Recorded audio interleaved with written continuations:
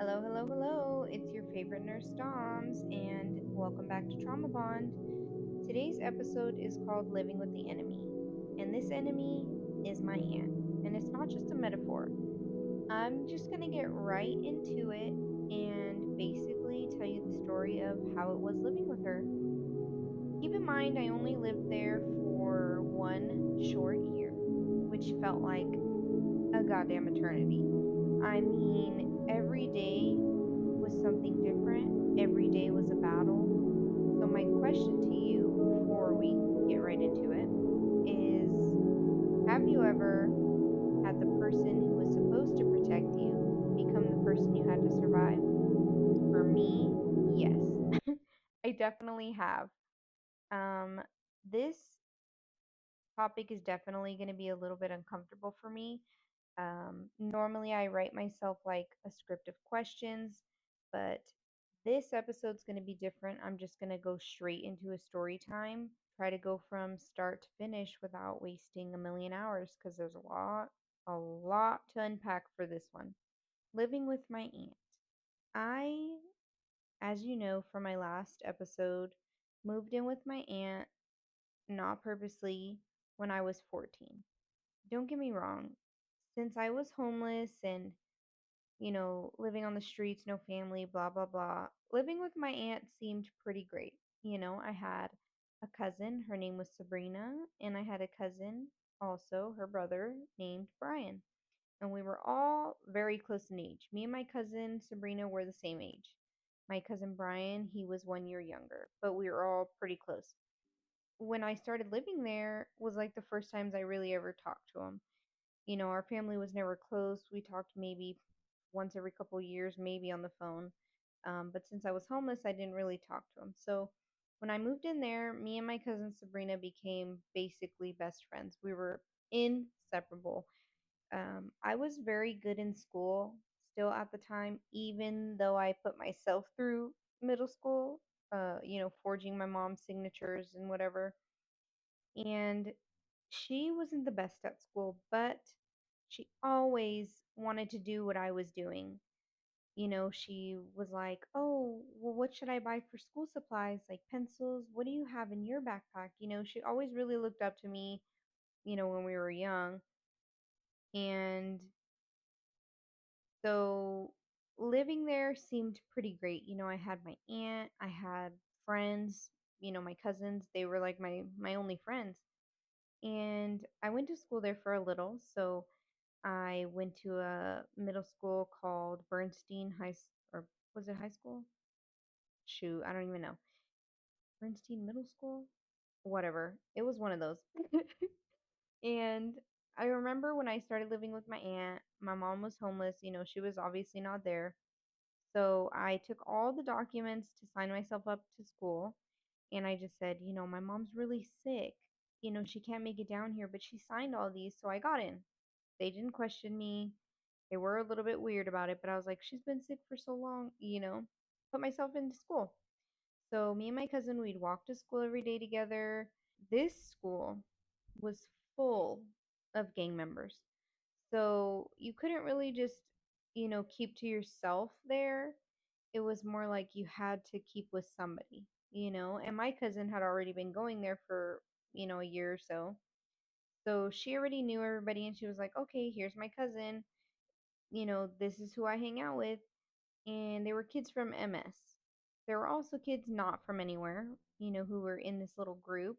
They took me in pretty quickly. They liked me. I was cool. I was never too much. I didn't do too much. I didn't talk too much. So there's that little beginning of the time with my aunt. At first, everything wasn't too bad. We were really poor.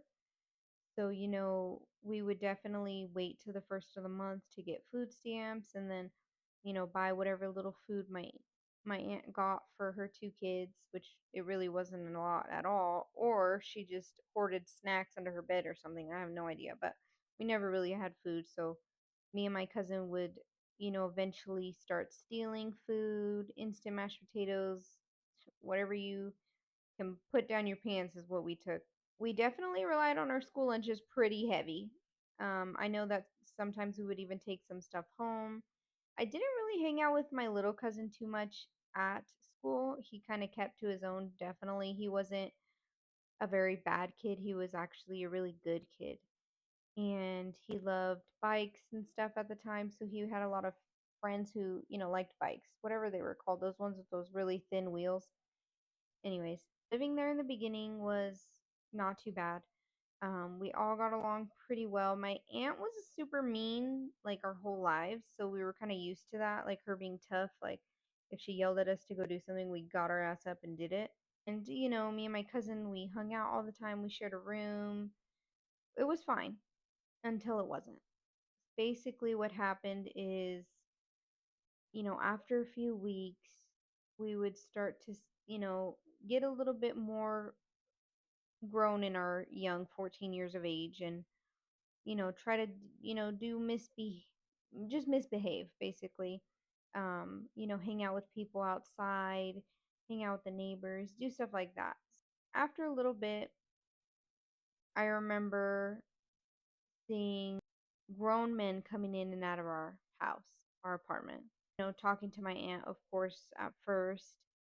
And the street that we lived on was a dead end on Mariposa in LA. I don't know if anybody knows of that, but basically it was just a street where there was gang members all the time. So they would all come into our house, talk with our aunt. At first she'd be like, you ladies, you go to your room. You can't be out here when we're out here. And that was fine because we were kids, it seemed normal to have us leave. And then after a while, she would start to say like, you know what? It's okay. You can stay out here. I'm gonna go to my room for a little bit. You can talk to Dominique. You can talk to Sabrina for a little bit, but then go to bed at whatever time. So that became a little strange because I'm like, why would she want us to interact with these grown men? Like, now thinking about it, I'm like, did she get something out of that? Like, did they pay her for our time? But anyways, we're talking about how I thought back then, right? So one day, me and my cousin were at home. It was already after school. It's a little bit late, maybe like 7. Someone knocks on our door. So we're like, who the hell is that? We're not expecting nobody. They of course they came into our house all the time, but we kind of knew like, oh, they're coming over later or something like that. And they wouldn't normally knock. They would just come in. So we were like, who's that? So we opened the door. It's like the known drug dealer of the street. We're like, what's up? Our aunt's not here right now. And he's like, oh, well, I was told to drop this off to you.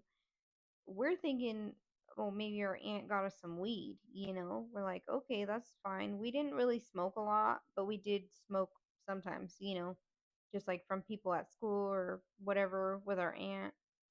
So we're like, that's cool. We'll take some weed. So we didn't pay for it. I guess it was already paid for. It was free shit. I don't know. But me and my cousin, we took whatever it was. We we look at it and we're like, this not weed.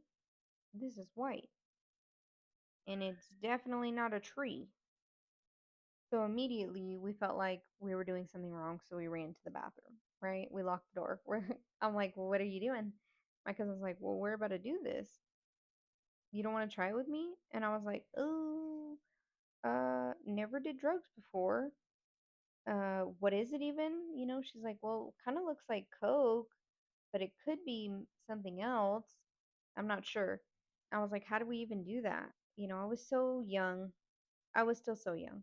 I remember her, putting it in like a line and shit, I don't even know how much we did. Maybe like 4 lines each. But we did, we snorted some lines of whatever was given to us. We don't even know at the time. My cousin starts freaking out. She's crying. She's freaking out. She's like, I gotta go. She leaves. I'm like, what the fuck? I'm like, all right, cool. So I sit down. I'm not feeling okay. I'm sitting there on the couch and I start to not feel okay. I start to sweat. I'm starting to panic. I start crying. I'm like, I don't know what the fuck I feel, but I don't feel okay. So my aunt comes home and I dodge her. I go straight to my room and I'm like, shit, like my cousin's not here. Like, what am I going to tell her if she comes in here? So I just went to her room and I was just crying. I'm like, Aunt, I gotta tell you something. And she's like, well, what's going on? Why are you crying? And I'm like, well, I'm really high. I don't know what I'm high on, but I'm really high. The guy, I told her his name. I'm like, he came, he, he gave us a baggie. We don't know what it was. Me and Sabrina, we did it, and then she left. And she's like, where'd she go? I'm like, I have no idea. She's freaking out and she left. So my aunt's like, it's okay. It's okay. She's trying to comfort me, being as nice as she could because she wasn't the nicest. She's like, it's okay. Like, everything will be okay. You know, I'm going to figure out what that was. And then we'll go from there. Just relax, go to your room, do what you have to. If you need to take a walk like around the apartment, go do that. I did not want to leave. I was so freaked out. So I just chilled in my room until my cousin came back. And then she's like, I was like, where the fuck did you go? She's like, oh, I went to, fuck, I forgot his name now, but some guy's house who we're friends with lived right, down the street ish.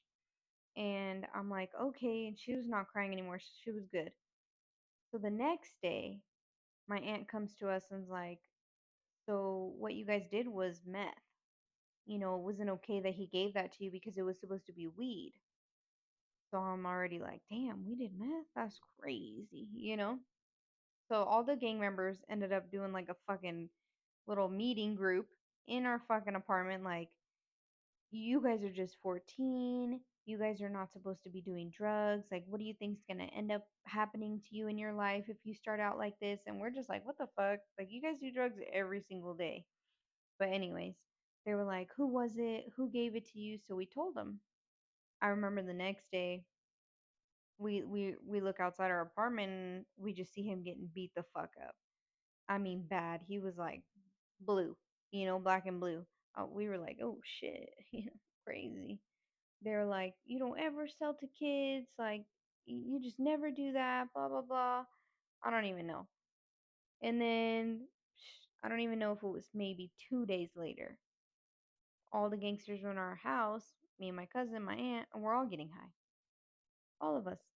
So I don't know what that hour speech of you guys are just kids and blah blah blah and you can't sell to kids what that was about, but we were all doing drugs together.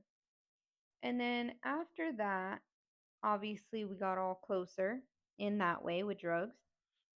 And my aunt finally started to, encourage us more often to talk to these men, right? So they would come in.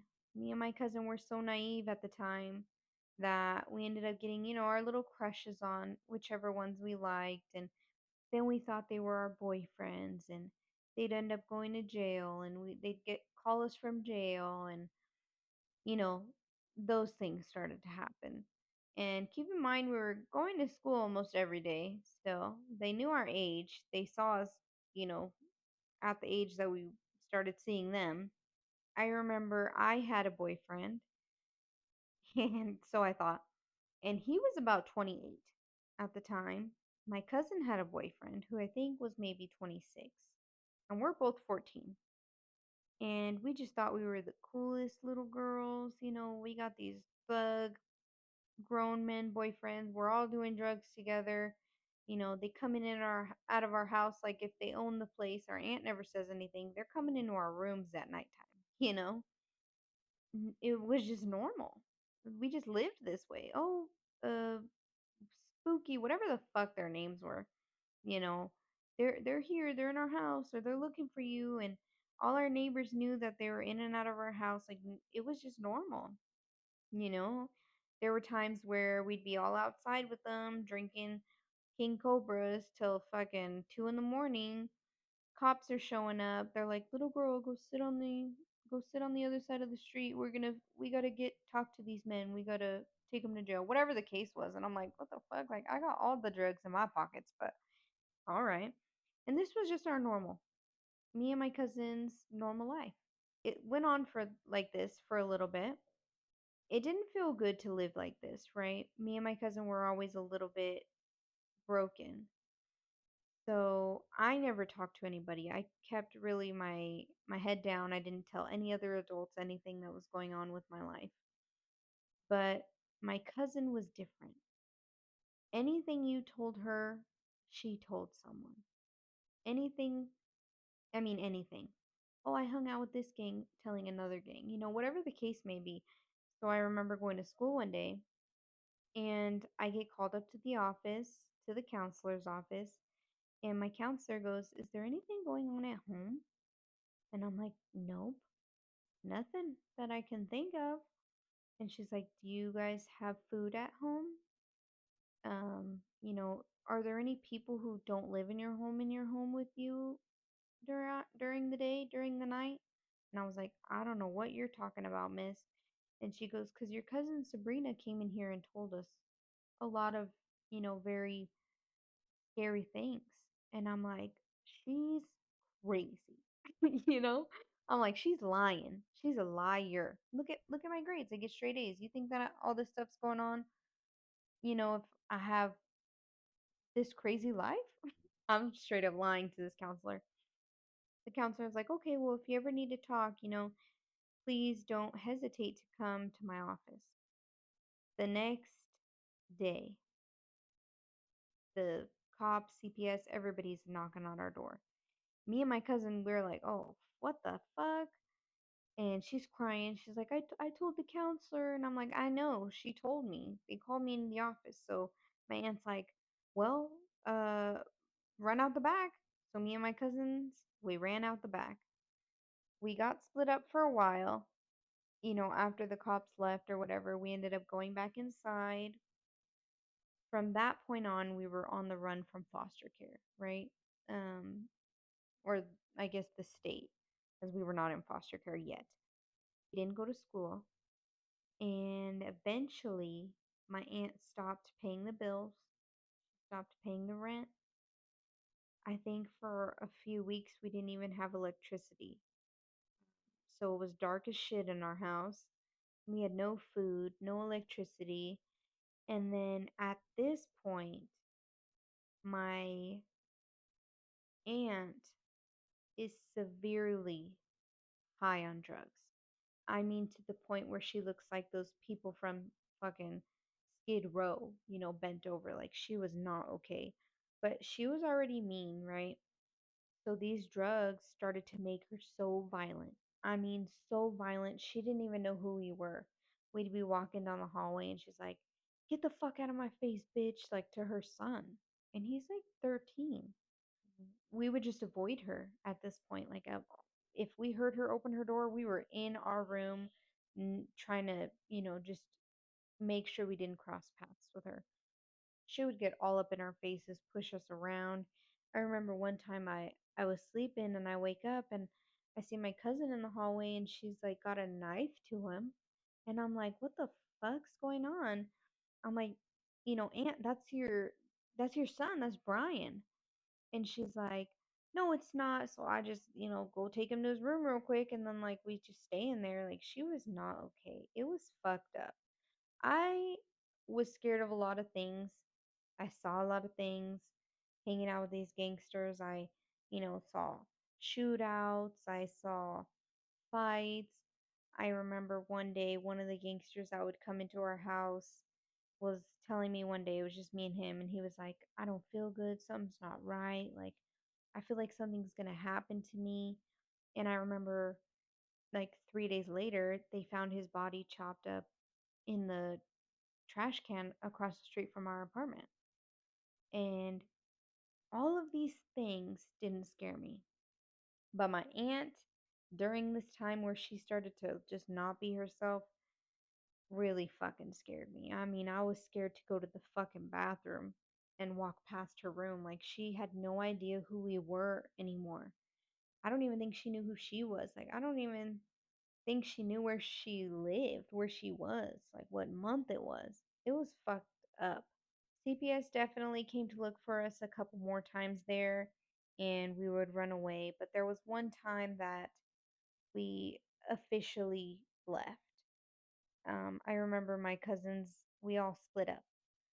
One of the gangsters that came used to come in and out, who I referred to him as my boyfriend at the time, had an ex-girlfriend, and me and her became really good friends. She was like 29. She was old. I remember when we all split up that day, I had no contact with them. We didn't have cell phones. I don't know where they went, but I went to her house. I remember just staying there for a while. I didn't hear from anybody. Eventually, my cousin ended up getting in contact with me, and she came over there to live for a little bit, but then just disappeared. And she was the type to almost get us killed all the time, right? She'd be like, I have friends from 18th Street, wherever she had friends. She would just tell everybody's business. They have this amount of guns in their home. They do this, they do that. This is where they'll be tonight. So it was kind of like not a good idea to hang out with her. So when she disappeared, I was like, shit, okay, cool. I love her, but she almost gets me killed all the goddamn time. I'm 14 years old. So I'm living with this friend. Like I said in my last episodes, I told you about what it was like to live with her. Not the best, but not the worst in my mind back then. He had a boyfriend who was from a gang, and this boyfriend had a friend. And I remember one day she says, "Oh, well, he just got out of jail. Um, we're gonna go to a hotel. He brought his friend, for you to talk to." So I remember going to this hotel. I'm 14. I'm almost 15, I think. And we go to this hotel. My friend and him go to the bathroom right away. We didn't see him. I'm talking to this guy I've never met. I'm like, hey, my name's Nikki. Blah blah blah. We ended up just moving in together the first day that we met. I basically left my friend there and I went straight to his house. I lived there with him. And I definitely told him that I think I told him like 16, but I was really, 14, almost 15. And I think the second day I told him the truth, like I'm not, I'm actually, 14. And he did not care. And he was like 20. So that was already weird. But I didn't think it was weird. He should have thought it was weird. But, anyways, the story of living with him is definitely another topic for another day. But yeah, that's basically how living with my aunt went. And of course, a lot of things happened in between. We met a lot of people. We got in a lot of dangerous situations, me and my cousin. We'll skip forward a little bit so you can know kind of what happened to my cousins. After I lived with this guy, started living with this guy, I remember seeing my cousin once or twice, and she definitely tried to get me killed a few times. I just told her, I can't talk to you anymore. You're doing this crazy shit. Like there's something wrong with you. And I was pregnant at the time that I did see her, and I just told her like I can't have you around me. Like I don't do drugs anymore. I'm pregnant. It's just dangerous to talk to you. So after that, we kind of didn't have the best falling out. We didn't talk anymore. So let's fast forward a few years. Um, I think I'm 19 now, and I get a call. I can't remember who called me. I can't remember if it was my sister or my mom, but I get a call saying, Sabrina's in the hospital. She was shot. And I was like, just completely distraught because I remember telling her, like, you're not doing good and I'm trying to do good and I can't help us both, you know? Even though I wasn't doing the best. Like, the house that I lived in with this guy was, I mean, he was a gang member, it wasn't the best situation. But anyway, story time for later. And I was just so sad. I remember going to the hospital right away, and I I see my cousin and I'm looking at her, and I said, what happened? What's going on? My sister is there, my aunt's there, my other aunt, her mother's there. I just remember going in to the room with my aunt and my sister, and I'm like, haven't talked to either of them in years. I'm like, what the fuck happened? What's going on? My aunt's like, somebody shot her 10 times and she's now brain dead. And they're going to be taking her organs for other people. And I'm looking at her on this fucking hospital bed, half naked, a little nightgown, not even fully on. And my cousin, if you knew her, she did not like to show no fucking skin, and I just remember going, she wouldn't like this. Like, why is she so exposed? Like, I've never once seen her body, and we were cousins, we were best friends, we were kids. Like, I sat with her while she was in the shower so many times, but she would never share no, like, show her skin, basically. So I'm crying, I'm hysterical. I'm like, why are you guys have her like this? And they're like, just relax. Like, she's not there no more. She doesn't know. And I said, no, she does know. I know. I can see her, and I'm not going to let her look like this. And I said, and whose decision was it to let her be an organ donor? Why are they going to take her off life support? Like, who made this decision? And my aunt, not her mom, my other aunt, she goes, it's my decision. And I'm like, who the fuck are you? You know, who have you ever been? I know you cared for my cousin, but you've been to our apartment plenty of times. This is a little bougie bitch, my aunt. Super rich, like just a piece of shit. And she's like, I always loved her, and her mom gave me the permission. And I said, why the fuck would her mom give you that permission? And she's like, well, she's in the other room. So I went over there, and I'm a little hysterical. I'm a little pissed off because I loved my cousin. I was so young I couldn't help us both, but I loved my cousin. And I remember seeing my aunt in this room, and I'm like, you know, what? First of all, she's in like some waiting room, laying on the floor with us in a sleeping tent with her boyfriend. I'm just disgusted at first when I see her, and I'm like, what the fuck are you doing? Your daughter's in here dying, brain dead, and you're laying in a fucking sleeping bag in here? Like, is the only reason why you're here so you don't have to sleep outside? I'm pissed. And at this point, my aunt is no longer there in the head, right? She can't really hold a conversation. She's speaking gibberish. She makes no fucking sense. And I remember telling her, like, what happened? And she's like, oh, I don't know. Um, just making no sense, dude. She's like, drugs and this. And I'm like, what are you talking about? What happened to Sabrina? Like, who shot her? And I'm like, I know you know, you piece of shit. I know. You must know. And she's like, oh, I do know. And that was the only shit that she made sense saying. And I'm like, what the fuck do you mean you do know? And my cousin, or not my cousin, my sister and my aunt are in this room with me. They hear this all. And I'm like, do you hear her? She says she knows. She knows who killed her. So I keep questioning her, who killed her? Who killed her? Who was it? She's like, well, it could have been this person and this one and this one. Um, she had 3 kids, and I'm like, what? My cousin had kids? Like, I knew she had one baby, but she had 3 other kids after this? I'm like, what the fuck happened to these kids? Like, what's going on? Like, there's so much I didn't fucking know. Yelling at my aunt because she's such a piece of shit. I'm looking at her like, if you know, why the fuck aren't you telling somebody? You know? And my aunt and my sister are like, you gotta calm down. Like, maybe you should go. I'm like, I should go? Maybe you piece of shit should go. Who the fuck? You guys left us in this situation. My sister was older. She was already like 25, living on her own. Where the fuck was she when we were going through this shit? My other aunt's already like what, almost in her fucking 40s? I'm like, where the fuck were you? I remember my mom asking you for help plenty of times and you denied her. Fuck you, right? Fucking hated them both. And I'm wondering, why the fuck are you guys here? My cousin loved me. She didn't give a shit about you guys.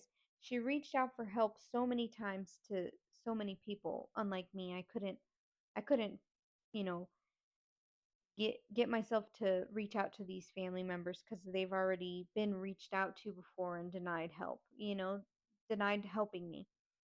So I was like, fuck them. I'll never talk to him again. Cut him off. My cousin wasn't like that. She would, message my aunt, like, I need help. I need this. You know, I'm just like, why the fuck are you guys here?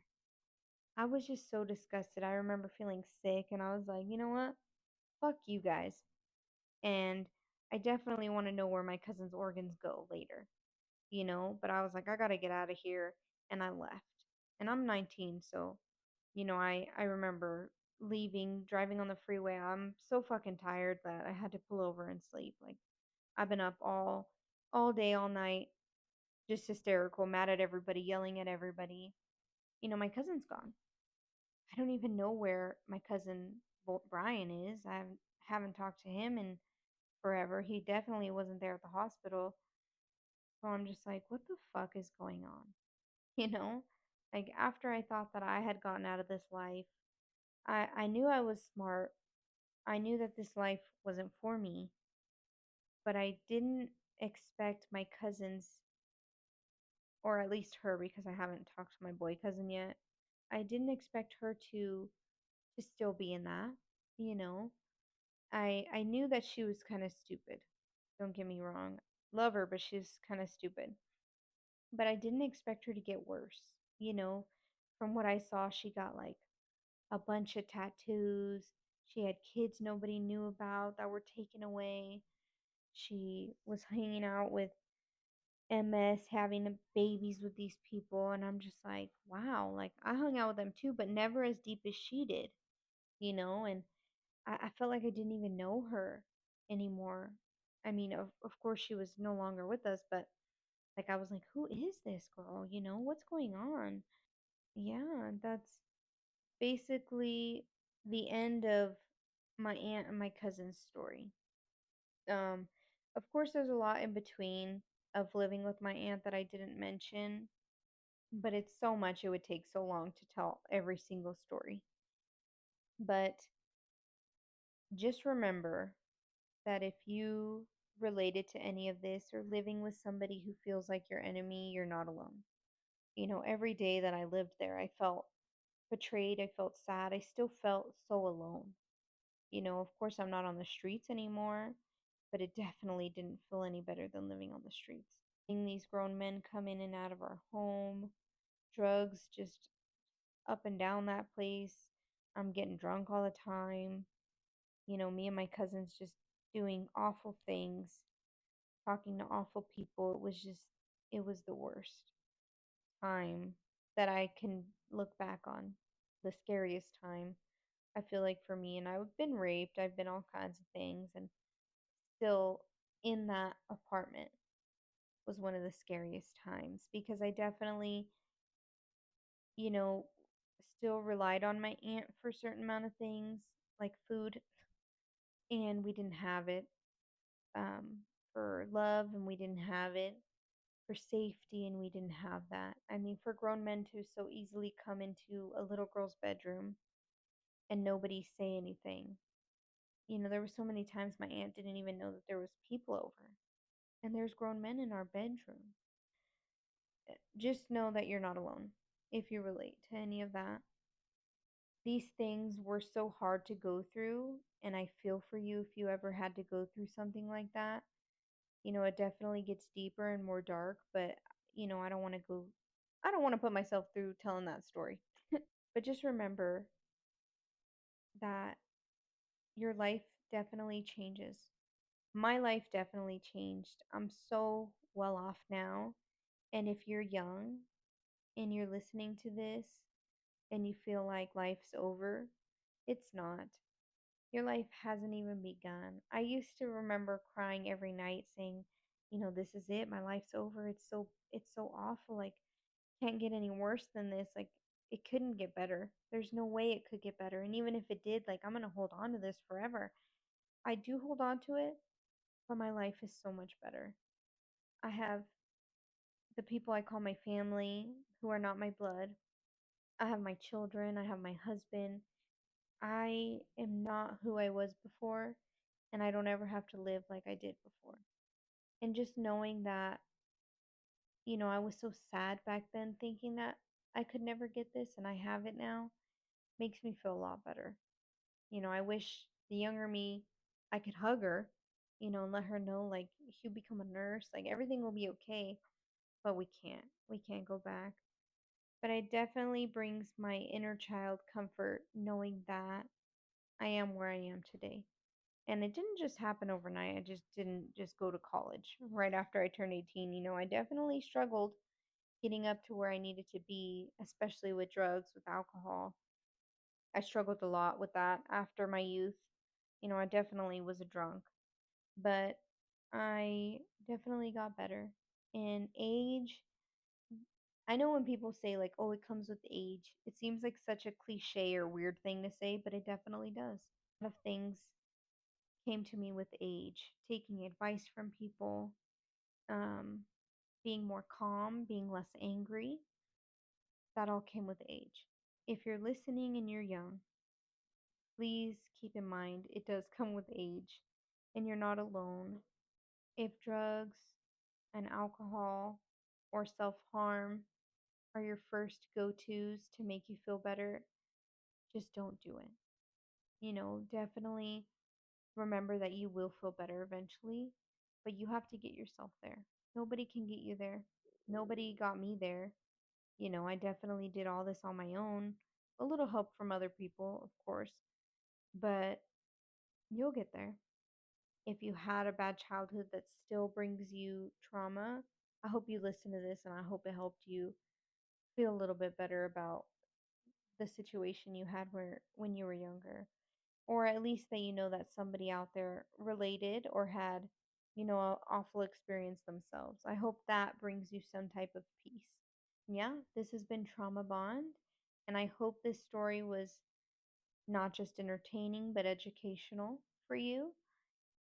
I will be posting another episode next Sunday at 9 p.m., and I'm hoping this time that it is with a special guest, my sister. So, not the one I say in the story, but my blood, not my blood sister, but she's family. I'm hoping that she comes on. Yeah, so I will tune in with you guys next week at 9 p.m. on Sunday. This has been Trauma Bond. I hope that you enjoyed this one. Bye.